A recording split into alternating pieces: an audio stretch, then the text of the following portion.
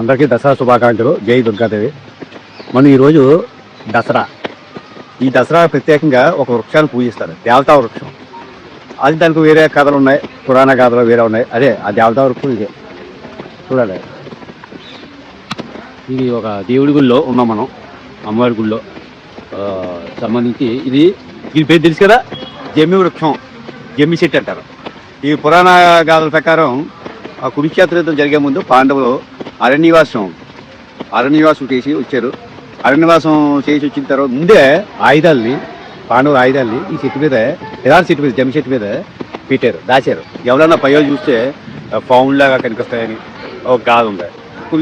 తీయించుకుని దసరా రోజే, ఈ రోజే జమ్మి చెట్టుకి పాండవులు వృక్షాన్ని దించి ఆయుధాలు దించి యుద్ధానికి వెళ్ళినట్టు. అదే రాముడు కూడా రావణాసుని దండయాత్ర తిరిగేటప్పుడు జమ్మి చెట్టుకే పూజించారు.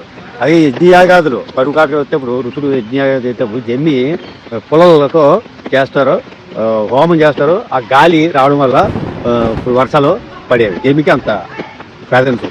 అలాగే నిప్పు పుట్టించినందుకు జమ్మి చెట్టు ఎండి పొలాల చేత నిప్పుడు ఈ కర్రలతోనే పుట్టించాలి. అగ్గి పొలం వాటర్ హోమాలు చేసేటప్పుడు ఈ జమ్మి కర్రలతోనే తొందరగా పుడుతుంది. ఇది ఆరోగ్యానికి మంచిది.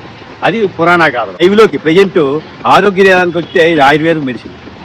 పళ్ళు కదిలిపోతే ఇది రసం, ఆ పళ్ళు కదిలిపోతే దానికి రాస్తే పళ్ళు పక్కనే పట్టేస్తే మందు ఔషధం. అలాగే చర్మ వ్యాధులకి పనిచేస్తుంది. అలాగే స్త్రీలకు సంబంధించి ఉదర సంబంధన వ్యాధులు తగ్గుతాయి. దీని తాలూకా రసం తాగుతాయి, జ్యూస్లో తాగుతాయి. ఇంకా గింజలు ఉంటాయండి, చిన్న కాయల్లో గింజలు ఉంటాయి. ఆ గింజలు తీసుకొని చూర్ణం చేసుకొని పురుషులు తాగితే చుక్కకణాలు అభివృద్ధి జరుగుతుంది. సంతానానికి కూడా మంచి పట్టుస్తూ వస్తుంది. ఇది ఆయుర్వేద మెడిసిన్ అవుతుంది. జమ్మి చెట్టు, జమ్మి బెరడు, జమ్మి వేరు. ఇది పురాణాలు గారు ఎలా ఉన్నా ఆయుర్వేదం అంటే దీని గాలి ఈశాన్యంలో చేశారు చెట్టు ఈ గుళ్ళో. దీని గాలి భక్తులు ఎక్కువ మంది వస్తారు. ఎక్కువ మంది రావడం వల్ల ఈ జమ్మి చెట్టు తాలూకు గాలి పీల్చడం వల్ల బాడీ అంతా కూడా చెడు విష పదార్థం ఉన్న ఏమైనా పాయిజన్ ఏమైనా ఉంటే అది హరించిపోతుంది. అంత కెపాసిటీ ఉంటుంది. అందుకే జమ్మి చెట్టు లేని గుడి ఉండకూడదు. అలాగే తులసి కోట కూడా ఉండాలి. తులసి ఎంతైతే ప్రాధాన్యమో జమ్మి కూడా అంతే ప్రాధాన్యం. అందుకే దసరా రోజు కంపల్సరిగా జమ్మి చెట్టుకి పూజిస్తారు భక్తులు. విజయాన్ని గుర్తని హిందువులు నమ్ముతారు.